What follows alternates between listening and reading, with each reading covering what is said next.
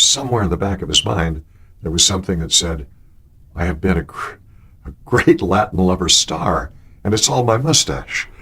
I went to Europe to do my spaghetti western, and before I left, I'd done a series of commercials for Nestle's Quick, in which I played a spoof on James Bond, Captain Quick.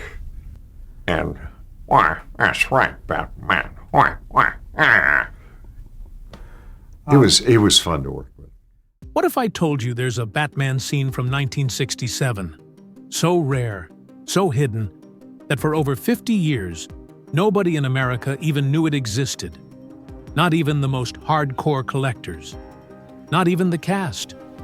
When it finally surfaced, it revealed a side of Adam West's Batman no fan had ever seen. This is the story of the forgotten Batman, and how a Caped Crusader's secrets stayed locked away for decades. May 1967. Adam West steps into his Batman costume, not for Gotham, not for Hollywood, but for a quiet London street. The mission? A road safety message for British schoolchildren. On camera, Batman teaches the curb drill. Stop, look right, look left, look right again. It's wholesome, charming, and completely forgotten. For over half a century, the film vanished into a British archive. No one in America saw it until 2018, when it was rediscovered like a lost treasure. Go back to 1964, before Adam West, before the bright colors and BAM graphics. Ed Graham Productions had the rights to make a Batman series for Saturday mornings. It was going to be serious, like the old Superman show. The lead? NFL star Mike Henry, later known as Tarzan. But the deal collapsed, and with it, the safe, watered-down Batman vanished. That failure opened the door for the primetime version we remember today. In 1965, Hugh Hefner hosted a Batman party at the Playboy Mansion, screening the old 1943 serial. Guests dressed up, cheered, booed, and laughed at the over-the-top action. The event made headlines. Suddenly, Batman was hip. Columbia Pictures re-released the old serial as An Evening with Batman and Robin. Theaters sold out, lines stretched around the block, and ABC executives took notice. One ABC executive, Yale Udolph, pushed harder than anyone. After seeing the craze, he told his bosses, "We ought to do Batman," again and again. They laughed. But Udolph kept pushing. He even wrote a pitch blending James Bond-style cool with comic book fun. He won. By 1966, Batman was greenlit.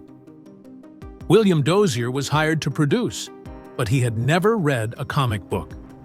When he finally did, he thought the stories were so wild, shark-repellent, Batman surfing against the Joker, that the only way to make it work was comedy. That choice defined the show's style.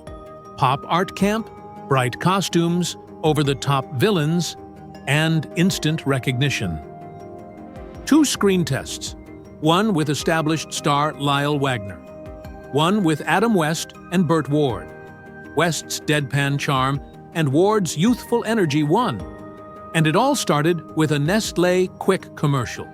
The ad that convinced Dozier West could deliver outrageous lines with a straight face. Ward, just 20 years old, did his own stunts and landed in the hospital 4 times in his first week. The 1950s had left Batman with a strange shadow. Psychiatrist Frederick Wortham had claimed Batman and Robin promoted homosexual fantasies, an idea that stuck for years. By 1967, a magazine compared the duo to Liberace, a wink-wink nod that reignited gossip. A BC panicked. Scripts were rewritten so Batman would openly flirt with women. Publicity photos showed West and Ward practicing karate, showing off wives and kids, all to prove the Caped Crusader was manly. January 1966. Batman premieres to 14 million homes, grabbing 42% of all viewers. By summer, the ratings crash. The 1966 Batman movie underperforms. Season 2 drops to the 30s in TV rankings. The magic was fading fast.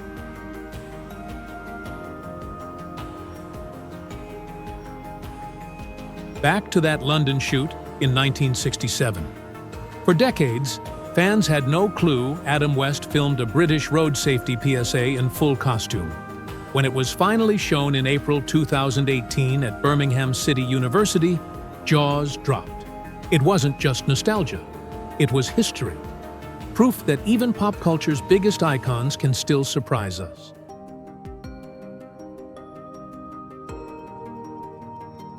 Leslie Gore's missing song. Her Maybe Now performance disappeared from American reruns.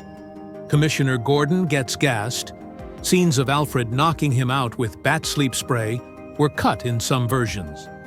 Adam West's Aspen ban, kicked out of the Colorado town for 15 years after a wild party. Cesar Romero's mustache, painted over for every Joker scene.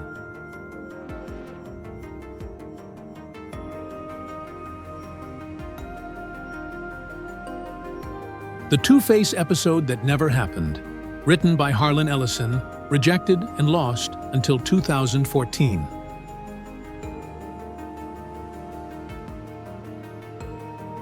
By 1968, Batman's ratings were in freefall. ABC canceled the show. NBC considered saving it until they learned the sets had already been bulldozed. Rebuilding would cost millions. The rescue was over before it began. Plans for spin-offs, Batgirl, Robin, even a Justice League-style show, vanished overnight.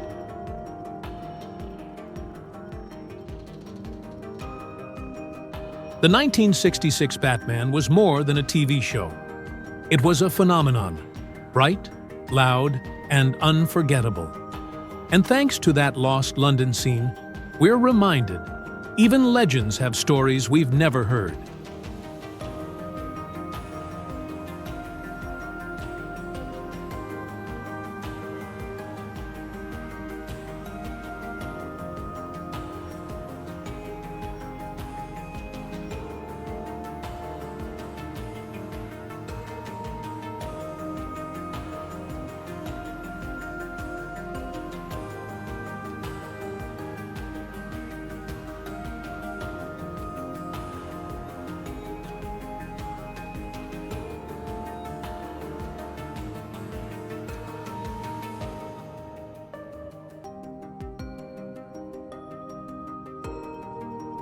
If this story brought back memories, there's more where that came from. Hit subscribe and stay in the loop. Only on Hollywood Pulse News, where the drama never sleeps.